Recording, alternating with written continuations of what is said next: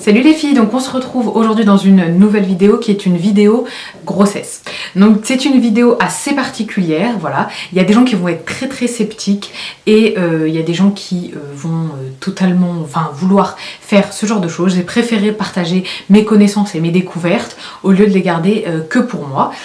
Sachant que l'objectif de cette vidéo n'est pas de vous donner des conseils pour déclencher votre accouchement, parce que c'est pas l'objectif. Enfin, c'est pas l'objectif du tout. Il viendra quand il sera prêt, ou elle viendra quand elle sera prête. Je peux comprendre que c'est de plus en plus dur, la grossesse est de plus en plus dure, mais laissez faire les choses. Voilà, donc moi au jour d'aujourd'hui, je rentre presque dans mon 9e mois, donc j'ai préféré vous filmer ça maintenant. Si je ferai sûrement également une vidéo une fois que j'aurai accouché pour vous dire si les choses que j'ai faites ont aidé ou pas.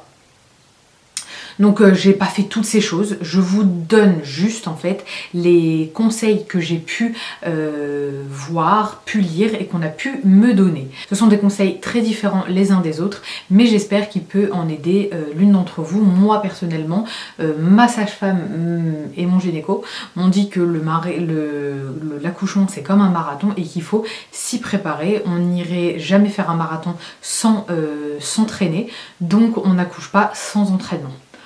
Voilà, donc pour moi c'est mon premier bébé, donc voilà. Là les techniques que je vais vous donner c'est pour faciliter et rendre plus rapide votre accouchement, la dilatation du col, etc. Je dis pas que vous allez accoucher en 2 heures, parce que aucune étude n'a prouvé que vous allez vraiment réduire de manière hyper significative votre accouchement, et je pense que sincèrement un accouchement qui est trop rapide, et parce que enclenché par la personne et non pas parce que Dieu l'a décidé, n'est pas bon ni pour vous, ni pour le bébé, ni pour votre corps. Donc je pense que c'est quelque chose qui doit prendre quand même un certain temps. S'il y en a certaines qui accouchent en 48 heures, c'est pas pour rien. Mais je pense qu'en fait il faut un petit peu de temps pour que le corps se prépare convenablement à l'accouchement. Donc voilà, donc moi j'ai décidé de faire cette vidéo dans laquelle je vous donne les astuces que j'ai lues à travers donc mes recherches, mes différentes recherches sur les produits pouvant faciliter, améliorer et rendre un peu plus rapide votre accouchement, et pour certains produits limiter les déclenchements. Donc le premier conseil et le premier produit que j'ai à vous conseiller, donc la première chose à consommer, on va dire, pendant sa grossesse. Là, les conseils que je vous donne, les produits que je vous donne, c'est pas, comme je vous l'ai dit, ce n'est pas pour déclencher votre accouchement. Donc ne commencez pas trop tôt. Je pense qu'un début commencé au 8e mois c'est le bon moment. Par contre, si vous avez la moindre contre-indication médicale, allez voir votre sage-femme, demandez conseil à votre sage-femme, et ensuite si vous avez des contre-indications, ne le faites surtout pas, hein. Le but n'est pas d'enclencher votre accouchement beaucoup trop tôt, le but n'est pas d'avoir un bébé prématuré, le but est simplement d'accoucher à terme dans de bonnes conditions, à terme étant après 37 semaines jusqu'à 41 semaines. Donc voilà. Donc le premier conseil que j'ai à vous, le premier produit que l'on m'a conseillé, ce sont les dattes. Donc les dattes, c'est même dans les écrits saints, on conseille de manger des dattes aux femmes enceintes. Donc les dattes contiennent de l'ocytocine naturelle. Les femmes enceintes qui ont mangé des dattes régulièrement pendant le dernier mois de leur grossesse arrivent à l'hôpital plus dilatées que les autres futures mamans. Le temps de l'accouchement est également considérablement réduit. Selon l'étude, la composition des dattes ressemblerait à celle de l'hormone naturelle responsable du travail et des contractions, l'ocytocine. Les dattes renforcent aussi l'utérus de la femme et rendent ainsi les contractions plus efficaces pendant l'accouchement. C'est pourquoi moi, donc pendant le 8e mois, parce que là c'est une étude qui parle que du dernier mois, mais vu que vous ne savez pas à partir de quand vous allez accoucher, donc moi à partir du 8e mois je consommais 3 dattes par jour. Moi après j'ai la chance que ma famille m'envoie plein de dattes à chaque fois, même quand j'étais pas enceinte, mais maintenant ma mamie m'en envoyait plein. Elle me dit c'est bon pour toi, mange des dattes. Donc je mange 3 dattes tous les matins ou tous les soirs, peu importe, avec des amandes, etc. C'est très bon. Et ensuite, dès que vous rentrez dans votre 9e mois, vous pouvez augmenter votre consommation. Certaines doublent leur consommation, 6 dattes. à 6 dates par jour pendant le 9e mois. Par contre, si vous avez un diabète gestationnel, ne mangez pas de dates. Ce sont des produits très sucrés qui peuvent faire exploser votre diabète. Voilà. Donc ensuite, autre produit, autre conseil que l'on m'a donné, donc un rendez-vous chez l'ostéopathe. Comme je vous l'ai dit, ce n'est pas pour déclencher votre accouchement. Vous pouvez aller chez l'ostéopathe pour déclencher votre accouchement quand vous êtes vers la fin, mais là en tout cas, le rendez-vous de l'ostéopathe en début de 9e mois vous permet simplement en fait de remettre, d'équilibrer vos muscles et vos os afin de faciliter votre accouchement, avoir moins de douleur et moins d'inconfort. Si par exemple vous allez accoucher, c'est comme on repart sur le principe du marathon, vous faites un marathon alors que vous êtes blessé, le marathon vous n'allez pas le réussir. Si vous faites le marathon en pleine forme, il y a plus de chances que vous finissiez votre marathon et que tout se passe bien. Pareil pour la grossesse. La grossesse est quelque chose d'hyper éprouvant. Vous avez mal au dos, vous avez mal aux jambes, la circulation qui passe pas très bien, vous avez mal au bassin, vous avez des crampes, etc. Donc moi, mon ostéopathe m'a conseillé de venir le dernier mois pour vraiment le remettre tout en place, tout bien recalibrer afin de préparer le 9e mois de manière sereine. Par contre, moi j'ai un petit conseil à vous donner. Quand on me dit que l'ostéopathie ne marche pas, je pense simplement que c'est votre ostéopathe qui n'est pas bon.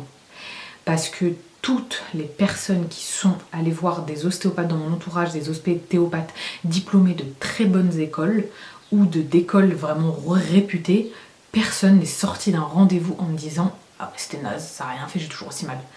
Toutes les personnes qui vont chez l'ostéopathe, chez des ostéopathes qualifiés, lorsqu'elles sortent d'un rendez-vous chez l'ostéopathe, déjà sont fatiguées, ont très soif et me disent que c'est un vrai miracle. Sincèrement, moi j'y croyais pas parce que c'est hyper doux, c'est comme des papouilles, comme a dit ma gynéco, c'est des papouilles faites par un professionnel, mais qui remet tout en place. Sincèrement, je n'aurais peut-être pas vécu une grossesse aussi agréable sans mon ostéopathe et vraiment je suis ravie de l'avoir.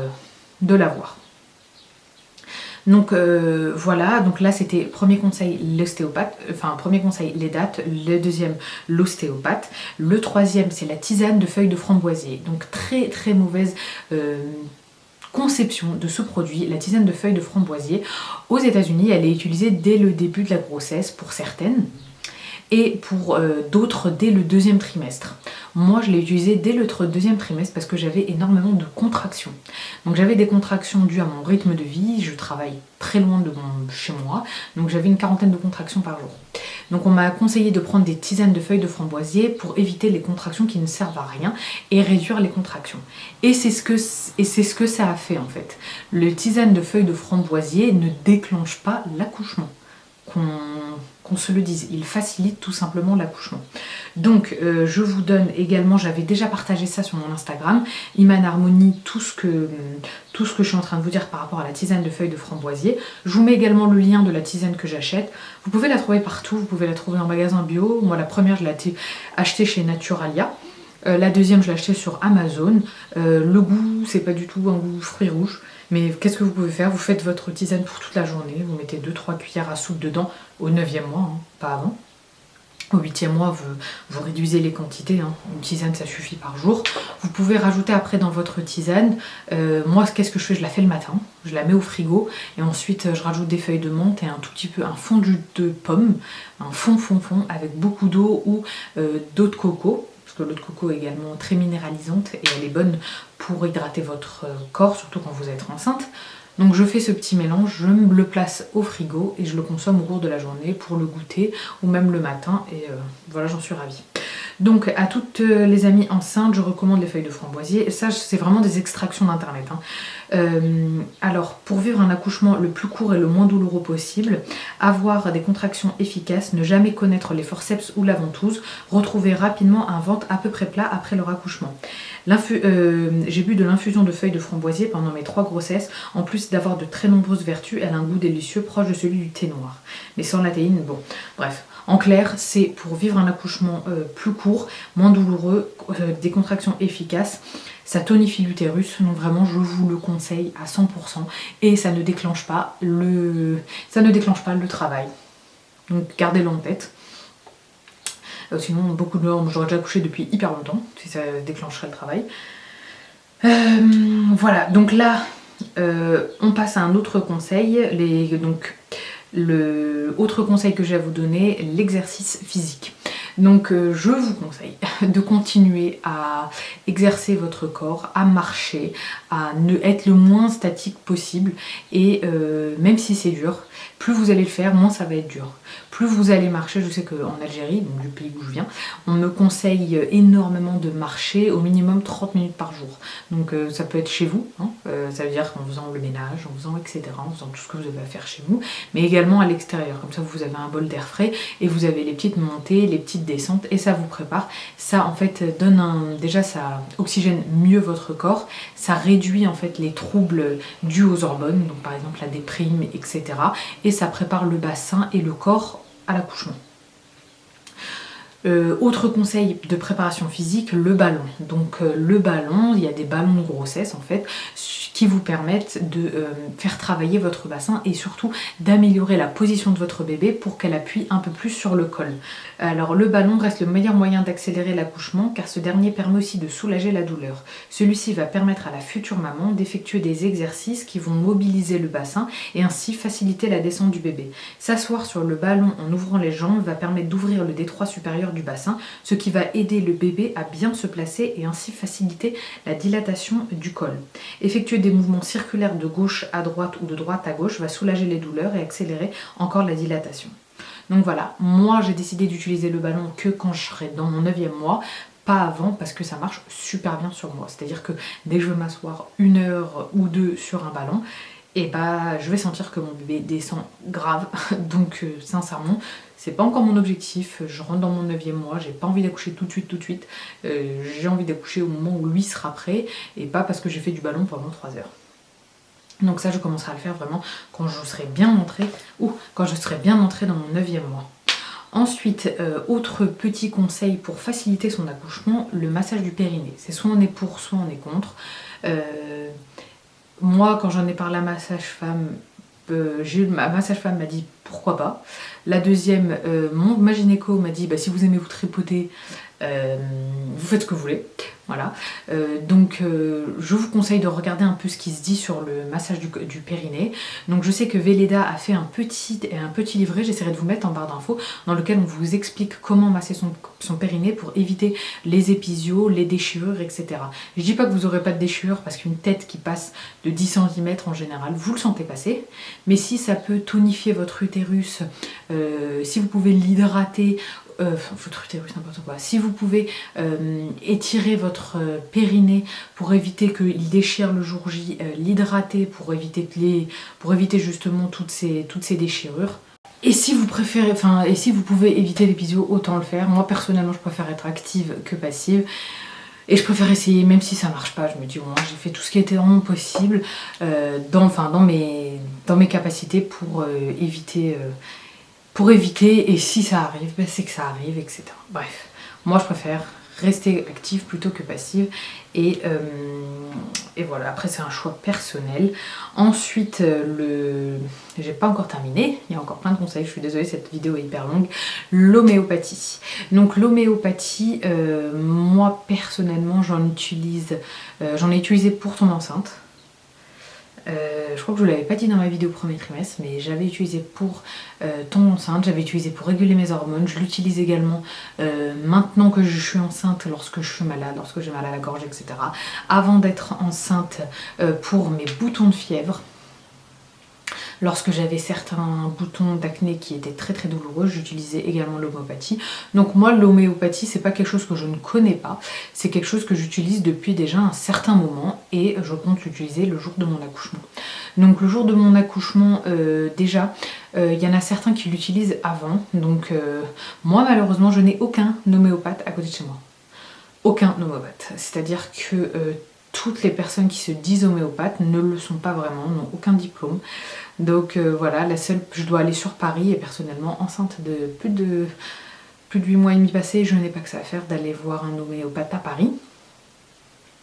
Donc j'ai fait mes recherches sur le net pour trouver en fait ce qui pourrait m'aller et j'ai fait une énorme commande d'homéopathie. Donc l'homéopathie, vous pouvez la commencer en fait dès la 36e semaine et durant tout le 9e mois.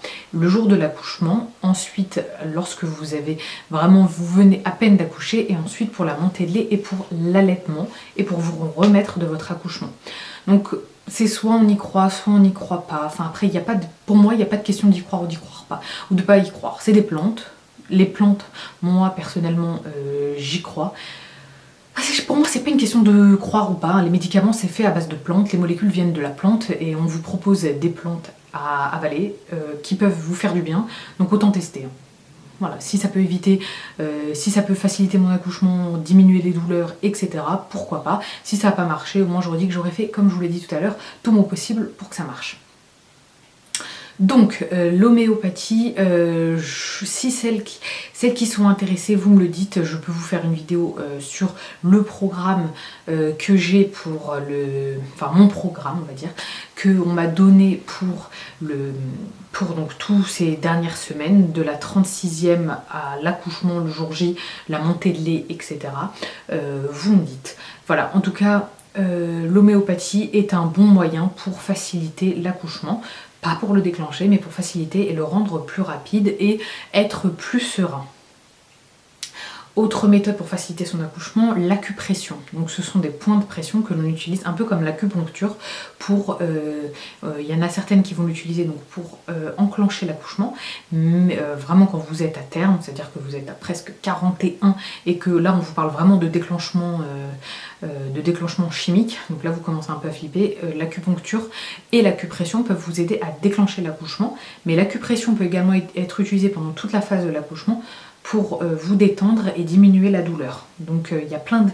Je vous mets en fait le lien en barre d'infos d'un livre que j'ai acheté, d'un livre version PDF avec plein d'images, de méthodes, de techniques pour réduire la douleur pendant l'accouchement. Je vous laisse ça également en barre d'infos. Dernier produit, ah non, encore deux produits, je sais que la vidéo est super longue. Là, le deuxième, en fait, c'est l'huile d'onagre. Donc moi, l'huile d'onagre, je ne connaissais pas du tout. Je l'avais utilisée pour mes boutons, ma peau, etc. il y a bien longtemps, mais je ne connaissais pas du tout le principe pendant l'accouchement, ou avant l'accouchement, ou pendant la grossesse. Donc l'huile d'onagre, j'en ai entendu parler sur la chaîne Fitness Bien-être. Elle a accouché, elle donnait en fait ces quelques produits qu'elle a utilisés pour vivre un accouchement sans péridurale. Donc moi je veux la péri, mais si je peux faciliter les quelques heures que j'ai avant cette péri, pourquoi pas. Donc l'huile d'onagre, en fait, je vais vous lire également ce que j'ai trouvé dessus. Je sais que... Prenez un stylo et un crayon pour cette vidéo parce que vraiment j'ai énormément de choses à vous dire. Donc l'onagre est une plante à fleurs jaunes qui pousse à l'état sauvage. L'huile qu'on en extrait aide à assouplir le col dans le cadre d'un col long et fermé vers 37 semaines. On pourra penser à consommer 1500 à 3000 mg d'huile d'onagre par jour par voie orale. Dans le cas d'un col long et fermé à 40 semaines, des capsules d'huile d'onagre pourront être insérées dans le vagin chaque soir près du col. Voilà. Apparemment, ça aide beaucoup, ça a le même rôle que le sperme quand vous faites l'amour. C'est pour ça qu'on parle de technique de déclenchement à l'italienne. Donc ça, c'est vraiment à 40 semaines, quand on vous commence à vous parler de déclenchement à l'hôpital, que vous pouvez commencer à les placer par voie vaginale. Il y en a certaines qui le font bien avant parce qu'elles sont pressées d'accoucher. Mais voilà, moi, ma technique, c'est vraiment pour faciliter la dilatation du col et en fait, ça ramollit le col. Voilà, ensuite, dernier point. Voilà, le chlorure de magnésium. Donc pendant toute votre grossesse, logiquement, on vous a prescrit du magnésium ou pas. Moi, oui, vu que j'avais énormément de contractions, on m'a prescrit du magnésium. Mais ces derniers temps, on m'a également parlé du chlorure de magnésium. Donc il y a énormément de femmes qui l'utilisent. Donc il y a énormément de femmes qui utilisent le chlorure de magnésium en fin de grossesse pour... même 3 semaines avant le terme, c'est-à-dire qu'on va dire vous pouvez commencer à partir de là, moi je commencerai à partir de la 37e semaine, 36, 37e semaine, à utiliser donc le chlorure de magnésium. Alors une cure d'1 verre de chlorure de magnésium par jour durant les 3 semaines qui précèdent l'accouchement permettra aux muscles de se contracter et de se décontracter plus harmonieusement et de stabiliser l'humeur. Elle favorisera également une meilleure récupération après l'accouchement. Il est utile de rappeler que les besoins en magnésium de la femme enceinte et allaitante sont plus importantes et que les carences peuvent avoir des répercussions graves sur le bon développement du fœtus et de l'enfant. Après, il raconte, enfin, il mettait dans cet article des témoignages de femmes qui ont justement utilisé du chlorure de magnésium et qui en fait ont accouché beaucoup plus vite. Non pas la dilatation a été plus rapide, non, c'est juste que les contractions en fait ont été très peu douloureuses et quand elles l'ont été, c'est qu'elles étaient déjà bien dilatées. Elles étaient déjà dilatées à 4-5 pour un premier enfant avant d'aller à la maternité et elles étaient 4-5 à avoir le même avis sur le sujet. Donc je vous conseille également le chlorure de magnésium. De toute façon, je vous mets tout ça en barre d'infos. Si vous avez la moindre question, je suis pas médecin et avant d'utiliser n'importe lequel de ces produits, essayez de vous renseigner auprès de votre sage-femme ou de votre gynécologue, voilà, ou faites vos propres recherches, vous trouverez les mêmes informations que moi et vous trouverez les mêmes études que j'ai utilisées. Donc voilà, je vous fais d'énormes bisous, j'espère vraiment que votre accouchement se passera le mieux du monde. Concernant le mien, je ne sais pas si je vais publier cette vidéo maintenant ou j'attends mon accouchement, je ne sais pas, je vous tiendrai informé. De toute façon, suivez-moi sur les réseaux sociaux, je vous tiendrai informé de la suite des événements. Donc voilà, je vous fais d'énormes bisous et en attendant, on se retrouve sur les réseaux ou bien dans d'autres vidéos. Je vous fais d'énormes bisous, bye.